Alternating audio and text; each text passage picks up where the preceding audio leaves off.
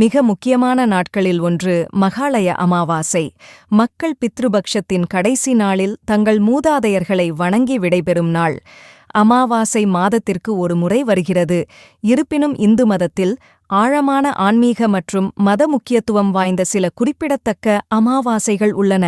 மகாளய அமாவாசை மிகவும் குறிப்பிடத்தக்க அமாவாசைகளில் ஒன்றாகும்.